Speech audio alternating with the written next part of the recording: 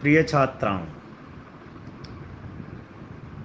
आज मैं बीए भाग प्रथम वर्ष की छात्राओं के द्वितीय प्रश्न पत्र में निर्धारित पाठ्यक्रम के अनुसार कहानी पर चर्चा करने जा रहा हूँ।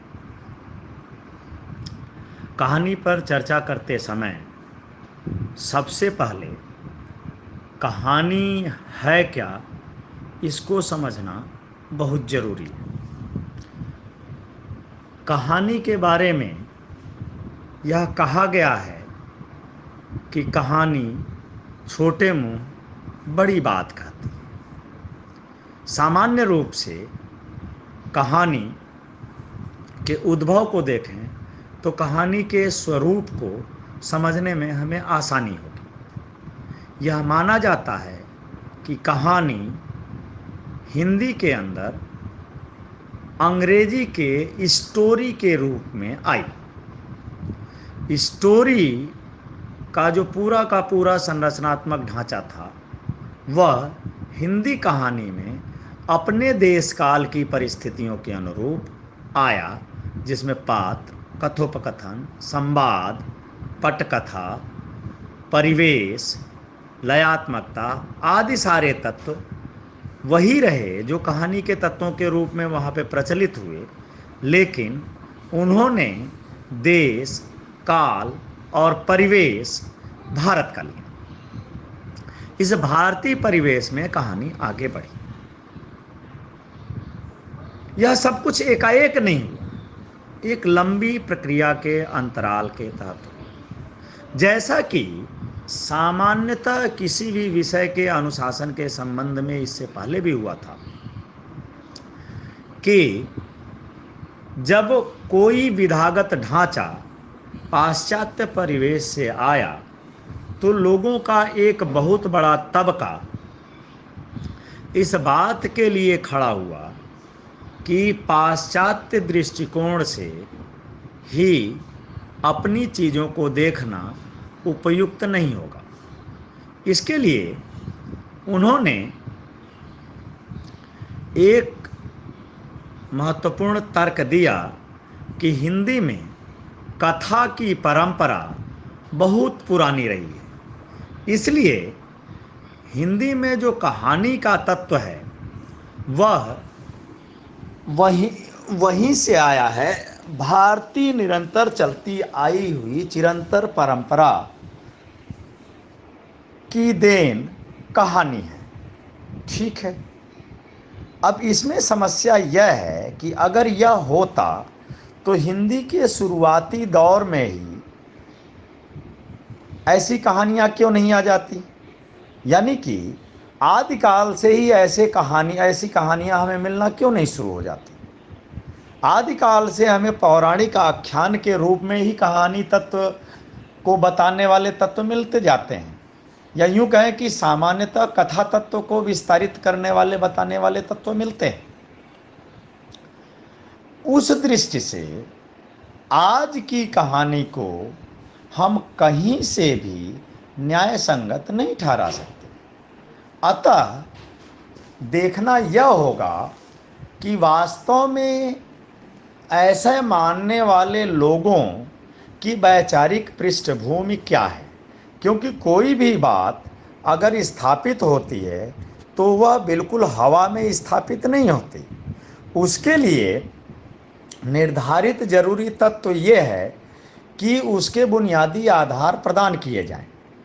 इसलिए हमें इन दोनों ही बातों को ध्यान में रखते हुए दोनों ही दृष्टिकोणों पर थोड़ी सी सूक्ष्मता पूर्वक देखना परखना आवश्यक होगा।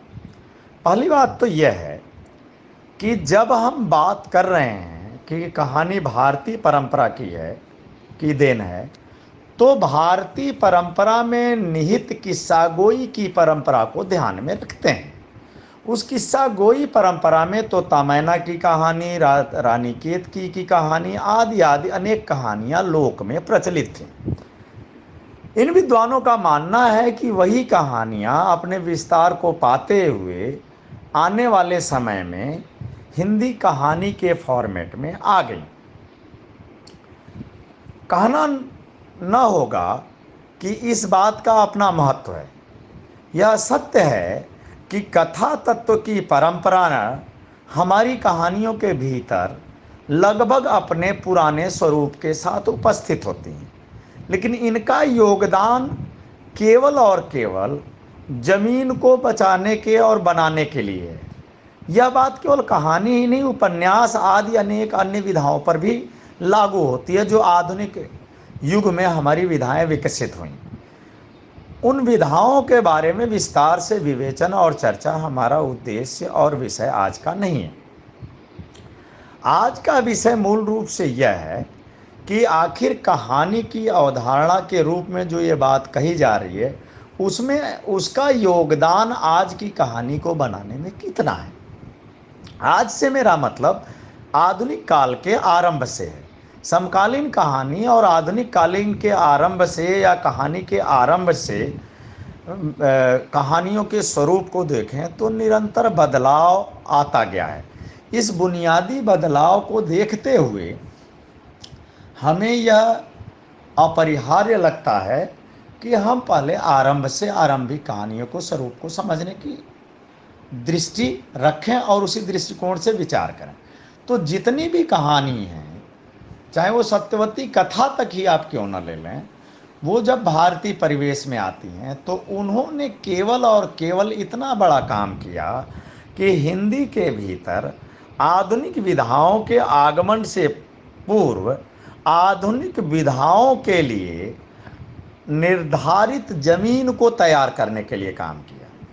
आप में से जितनी भी छात्राएं ग्रामीण पृष्ठभूमि से हैं, यहाँ तक कि शहरी पृष्ठभूमि से हैं, अगर वो एक गमला भी लगाती हैं तो उन्हें ये पता होगा कि किस फूल के लिए, किस पौधे के लिए किस तरह की मिट्टी और उसकी उर्वरता चाहिए। वो गमला भी एक तरह का जमीन है। ऐसी ही खेती किसानी करने वाले लोगों को यह ढंग से पता होता है कि अगर उन्हें गेहूं बोना है तो किस तरीके से उसमें कितने हल जोड़ने चाहिए, किस तरीके की मिट्टी चाहिए। अगर उन्हें धान बोना है तो किस तरीके की मिट्टी चाहिए, कितना पानी चाहिए। उन्हें सीधे बीज छींट करके उसमें से अन्न उगाना है या पौधे को रोप करके करना है, तो हर तरह की अलग अलग जमीन तैयार होती है। इसी प्रकार से कहानी की जमीन इस भारतीय किस्सा जोगोई की परंपरा ने तैयार किया। जब जमीन पूरी तरह से तैयार हो गई तब उस पर अंग्रेजी के द्वारा आई हुई शॉर्ट स्टोरी के फॉर्मेट, या यूं कहें कि आज के शब्दों में जिसे हम कहानी और उसका आरंभ करते हैं, उस कहानी के पौधे को रोपना आसान हो गया।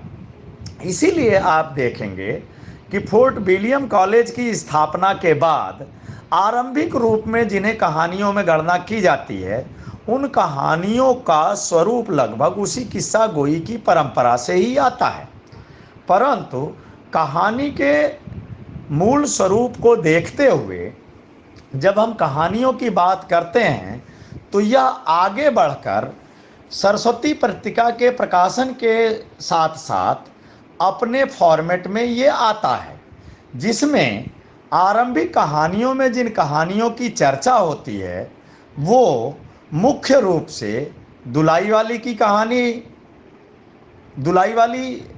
कहानी जो बंग महिला ने लिखी थी, शुक्ल जी का स्वयं 11 वर्ष का समय, चंद्रधर शर्मा गुलेरी का उसने कहा था, आदि कहानियाँ उल्लेखनीय कहानियों में मानी जाती हैं। इन्हीं कहानियों से हिंदी कहानी की परंपरा का आरंभ माना जाता है। कहानी को समझने की दृष्टि से हिंदी कहानी को मूल रूप से 2 भागों में बांटा जाता है। उपन्यास की ही भांति हिंदी कहानी के भी मानक प्रतिमान स्थापित करने का कार्य प्रेमचंद करते हैं। इसलिए प्रेमचंद के कहानी में आगमन से पूर्व कहानी का जो स्वरूप था उसको सामान्यतः हम प्रेमचंद पूर्व कहानी के रूप में जानते हैं। प्रेमचंद पूर्व कहानियाँ मैंने जैसा कि पहले ही बताया है कि फोर्ट विलियम कॉलेज की स्थापना से आरंभ होती हैं, लेकिन भारतेंदु युग में इधर उधर छिटकती हुई द्विवेदी युग में आकर के थोड़ा सा परिपुष्ट होती हैं। इसके स्वरूप की परिपुष्टि का आधार मूल रूप से यह होता है कि कहानी की अनेक परिभाषाओं में से एक परिभाषा यह भी है कि कहानी जीवन का सच बताती है। अब जीवन का सच उपन्यास भी बताता है, महाकाव्य भी बताता है, तो इनसे कहानी अलग कैसे होती है? कहानी अपने गद्य के विधान के भीतर किसी खास जीवन की परिकल्पना को चुनती है और जीवन के किसी खास कालखंड को अपने भीतर समाहित करती है। इसका समाहार इस रूप में होता है कि जीवन की पूरी घटना का पूरा विवरण तो उसमें नहीं आता है, लेकिन जीवन की एक खास घटना का ही ऐसा वर्णन होता है कि वो उन पात्रों के संपूर्ण जीवन का एक आभास दे जाता है। दूसरा, कहानी जो अन्य विधाओं से अपने आप को अलग करती है वो है कहानी की अपनी प्रभान्विति।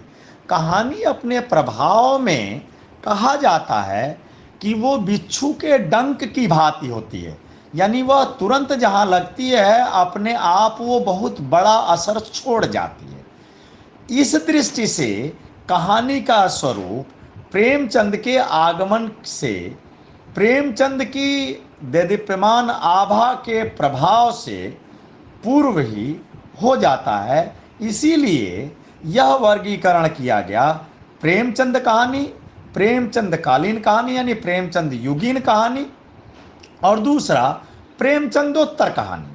जब हम प्रेमचंदोत्तर कहानियों की चर्चा करते हैं तो आगे पाते हैं कि प्रेमचंदोत्तर कहानियों में कहानी के और स्वरूप विकसित होते चले गए। जी, उदाहरण के लिए प्रेमचंदोत्तर कहानियों में कई जगह स्वतंत्रता प्राप्ति के बाद की कहानियों को स्वातंत्र्योत्तर कहानी भी कहा गया और स्वातंत्र्योत्तर कहानी के विकास के रूप में इसको रखा गया। इसी प्रकार स्वतंत्रता प्राप्ति के भीतर भी प्रोफेसर नामवर सिंह आदि आलोचकों के कठिन प्रयास के बाद कुछ कहानीकार आए जो कहानी में कुछ नवीनतम प्रयोग कर रहे थे, कहानी को पुराने ढांचे से थोड़ा अलग लेकर के आ रहे थे, और उनके इस ढांचे के आधार के रूप में कहानी के भीतर एक आंदोलन का सूत्रपात होता है जिसे सामान्यतः नई कहानी का नाम दिया जाता है। नई कहानी नई कहानी पत्रिका के संपादक भैरव प्रसाद गुप्त इसमें जुड़ते हैं और अनेक अमरकांत से लेकर के निर्मल वर्मा तक अनेक, राजेंद्र यादव होते हुए अनेक कहानीकार इसमें आते हैं। वहीं आलोचक नामवर सिंह का इसमें बहुत महत्वपूर्ण योगदान होता है। और इसके आगे हम बढ़ेंगे तो इस कहानी की परंपरा की दृष्टि से आप पाएंगे कि कहानी के भीतर एक और बड़ा आंदोलन आता है, अकहानी आंदोलन, यानी कहानी को समाप्त करने की भी शुरुआत वहीं से आ जाती है। भूखी विद्रोही पीढ़ी भी आ जाती है। ये सारा इतिहास अपने आप में समेटे हुए कहानी का विकास लेकर हमारे सामने आता है। इस विकास को समझने की आवश्यकता है।